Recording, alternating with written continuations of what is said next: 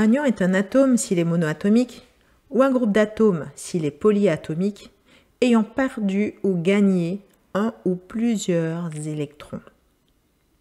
Rappelez-vous, l'atome est neutre. Il a autant de protons positifs que d'électrons négatifs. Quand il en perd, l'atome devient positif et on l'appelle cation. C'est un ion positif. Quand il en gagne, l'atome devient négatif. C'est un anion. Il faut penser avec les nombres relatifs que vous avez déjà vus dans les cours de mathématiques. Comment reconnaître les ions connus? Vous êtes avec Madame Bertrand, cofondatrice de Sciences Po et professeure de mathématiques, de physique-chimie pour les collégiens. On s'est rendu compte que les ions réagissaient avec certaines substances. Les ions sont présents partout. Quand vous achetez par exemple une eau minérale, vous avez sur l'étiquette quelques ions indiqués avec leur concentration massique. Cela vous permet de savoir, par exemple, si vous consommez, quels sont les ions que vous allez consommer en fait en buvant cette eau. Donc la prochaine fois que vous achetez une bouteille, je vous conseille d'y jeter un œil.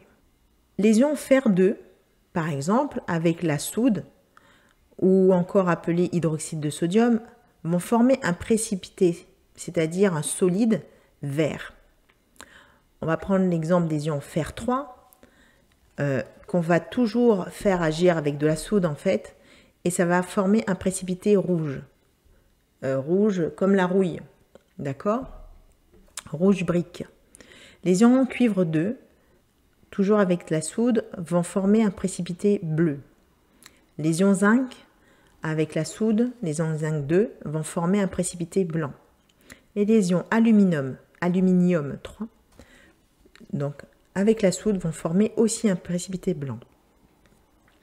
Les ions chlorure, eux, vont réagir avec le nitrate d'argent pour former un précipité blanc qui noircit à la lumière. Donc il suffit de mettre à la lumière pour vérifier qu'il s'agit bien des ions chlorure.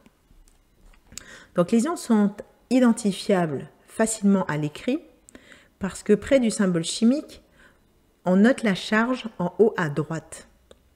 Attention, il faut bien mettre le chiffre avant le symbole.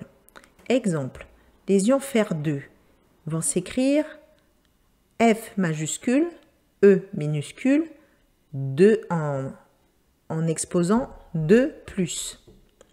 Les ions chlorure, C majuscule, L minuscule avec un moins en exposant. Ainsi de suite, vous avez d'autres ions comme ça. Alors maintenant, je vais répondre à l'exercice de l'épisode précédent, du premier épisode, à savoir quelle est la composition de l'atome d'aluminium, sachant que Z est égal à 13 et A est égal à 27. Il fallait répondre que le nombre de protons était 13, le nombre d'électrons 13 et le nombre de neutrons qui vaut 27 moins 13 égale 14. Voilà. Maintenant, je vous donne un autre exercice à faire en lien avec l'épisode du jour. Quel ion forme l'aluminium? Je répète. Quel ion forme l'aluminium? Mettez-moi dans les commentaires la réponse en mettant le symbole chimique et la charge de l'ion aluminium. Je vous propose aussi autre chose. Mettez une pause sur cette vidéo et notez pendant 5 minutes tout ce que vous avez retenu de cet épisode. Alors, maintenant, je vais vous faire le résumé, puisque vous avez fait la pause. Donc maintenant, je vous mets le résumé. Un ion peut être monoatomique ou polyatomique. Il a une charge positive s'il perd des électrons. Il est appelé cation. Il a une charge négative s'il gagne des électrons. Il est appelé anion. On peut identifier certains ions qui forment un précipité avec la soude. Vert pour le fer2, rouge brique pour le fer3, bleu pour le cuivre 2, blanc pour l'aluminium et le zinc. Concernant les ions chlorure, eux, ils vont réagir avec le nitrate d'argent pour former un précipité blanc qui noircit à la lumière.